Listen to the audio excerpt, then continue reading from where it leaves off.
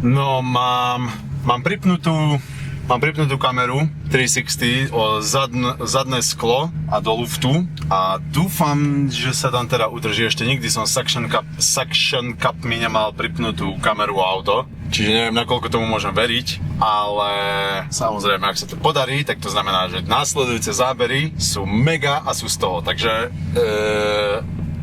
vyšlo. A extrémne súrne si potrebujem vyčistiť to okno, lebo cez to sa nedá pozerať. Ale že absolútne. No dobre, no, tak dúfam, že nestratím a nerozbijem kameru počas cesty. Držte mi palce.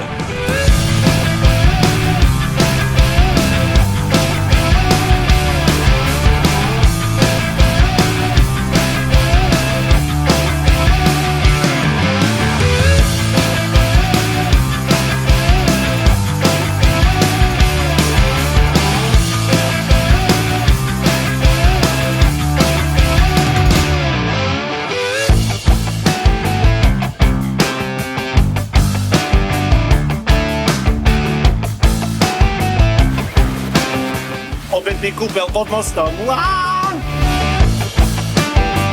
Mestská urbanizmu a prírody.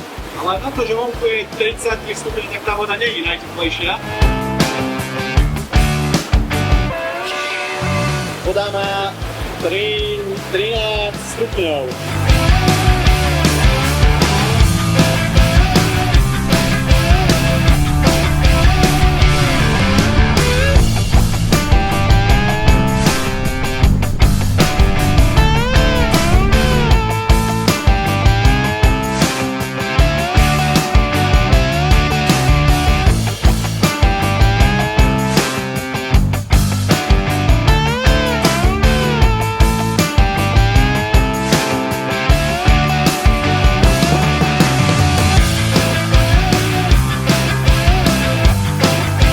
Tak som v meste Winthorpe, že som tu párkrát bol a v kuse sa tu rád zastavím, lebo mám rád tieto mestá, ktoré sú také historické, zachované teda také, ako vyzerali nakedy. A jediné, čo sa môžem povedať je, že strašne teplo. Tu sa teším idem si po kávu ľadovú a idem zaliezť naspäť do klimatizovaného auta. Yeah.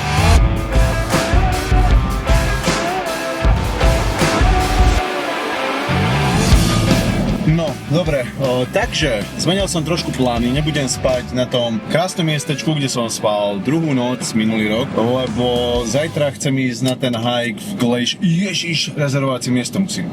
Dobre, počkaj, tak toto pauzujem na chvíľku.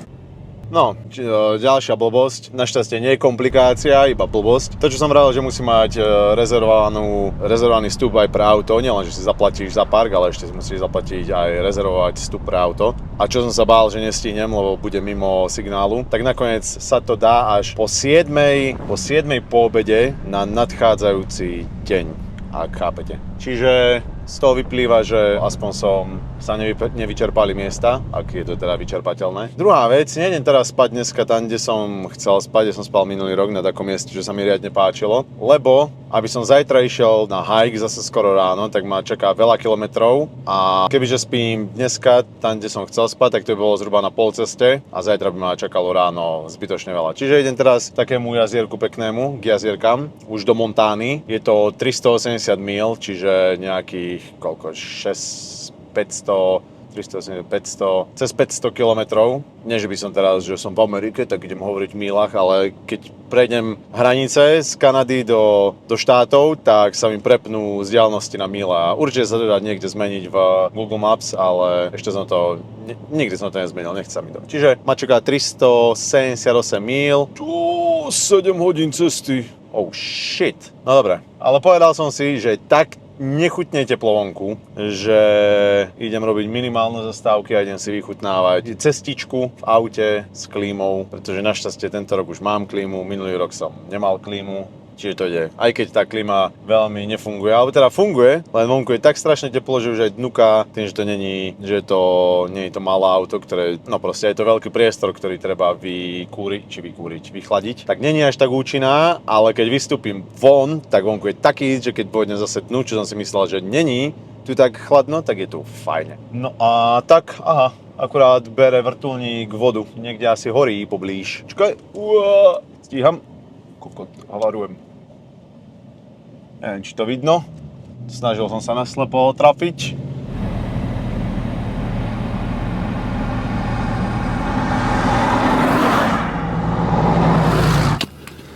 OK, tak ešte jedna povinná zastávka. Konečne.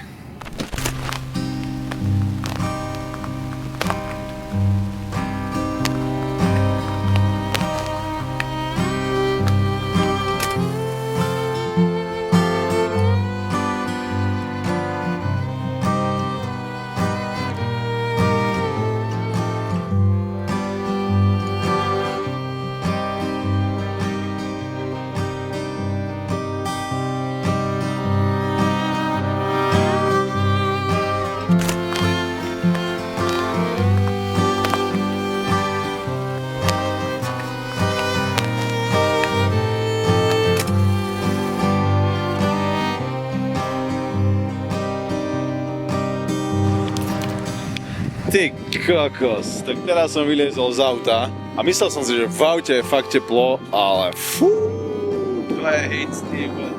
To je hic, ty vole, to je hnusný, ty vole.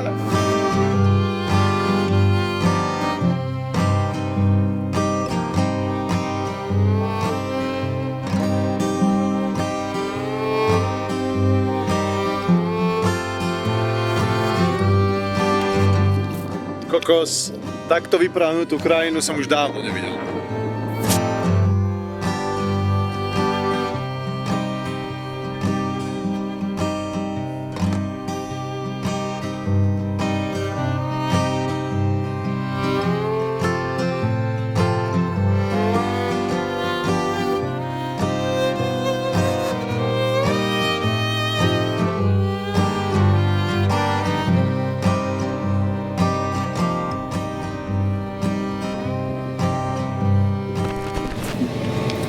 Sice som si povedal, že sa nebudem zastavovať, ale to sa nedá. Táto krajina tu je neskutočná. Mám pocit, ako by som išiel nejakou starou indiánskou prériou. Strašne krásne to vyzerá. Stojím na každom rohu, no. Už sa mi to predĺžilo skoro o hodinu príchod, ale nevadí, sa nedá robiť, je to krásne, treba zastavovať, treba fotiť a treba to ukazovať aj ľuďom, ktorí to nikdy nevideli a možno sa ma nikdy nedostanú, že jo. A hlavne ma to baví točiť. Krása. Sranda, že minulý rok som išiel inou cestou tam a inou naspäť a myslel som si, že to je všetko. A teraz idem zase dať inou a nechtiac dalo... Ja som tady to vlastne aj nechcel ísť touto cestou. A... wow. Inak idem, počkaj. 600 metrov nad morom, no to nie je veľmi. Myslel som si, že som na takej náhodnej plošine, alebo tak vyzerá. Ale to veľmi nie je náhodná plošina. Dobre. Treba asi šoférovať. A inak... Potia sa vtáky? Ha? Či sa potia riťou? Či kloákov? Je to veľmi banálna a na prvý pohľad samozrejme otázka, ale poznáte na ňu odpoveď? Lebo ja nie. Wow. Kam jedeš, foťáku, do prdele?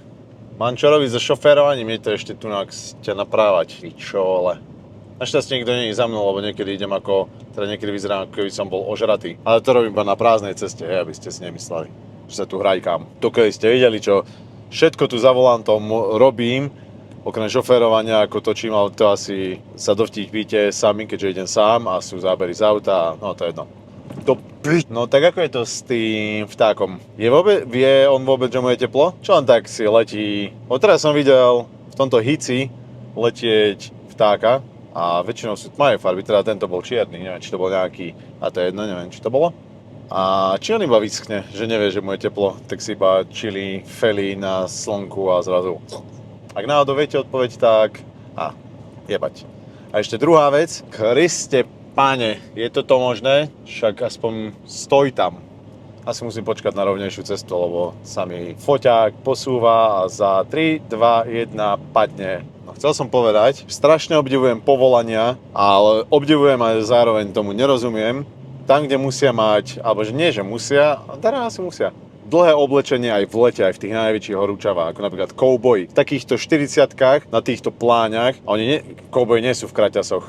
Alebo vojaci v Afganistane s celou výstrojou, celou výzbrojou, výstrojov a celým obrnením a všetkým. A 40-kách, 50-kách, ja tomu nerozumiem. Ja by som teda dole a povedal by som, že ja jebem na to. To mi tak zavrtalo v hlave, že to obdivujem. Je to riadne. Neviem, či to je vidno, ale po takýmto obrovským vedením som teda ešte nebol. Ale asi to nevidno. Tak nič. Chcel som ukázať majestátnosť toho, ale asi nič.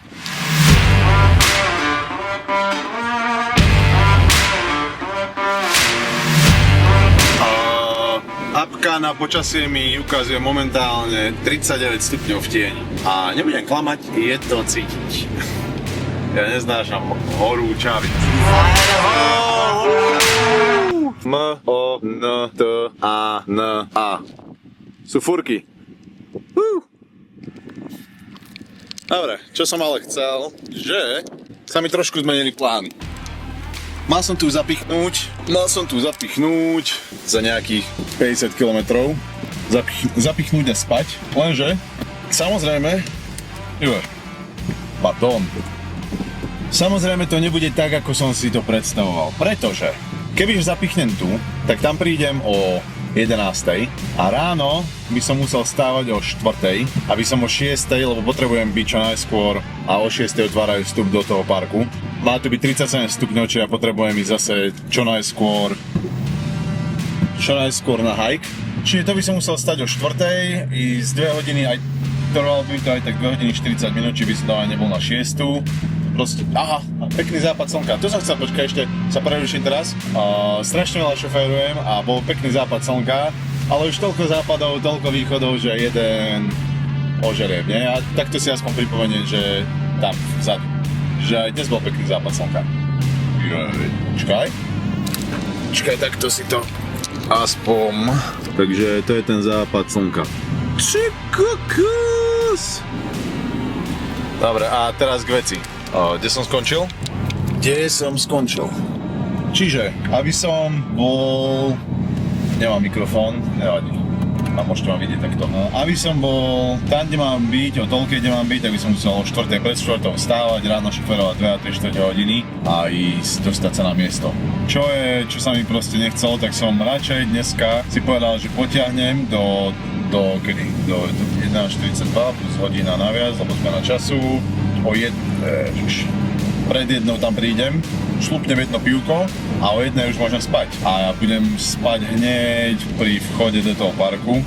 Čiže sa vyspím 5 hodín aspoň. Či by som sa vlastne vyspal aj tam 5 hodín, len ráno musím šoferovať tie 2-3/4 hodiny. Čiže to mi prišla ako lepšia varianta.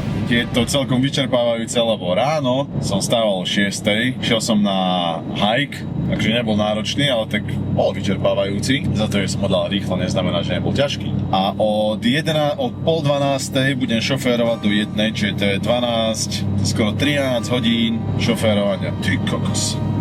To je celkom dosť. A non-stop šoférujem. Non-stop. Jem za cesty, natáčam za cesty. Kebyže ma dade vidieť ako kamera, tak by mi zobrali vodičák na celý život. Tým sa nechcem chváliť, ale musel som všetko robiť po ceste. Nedalo sa to.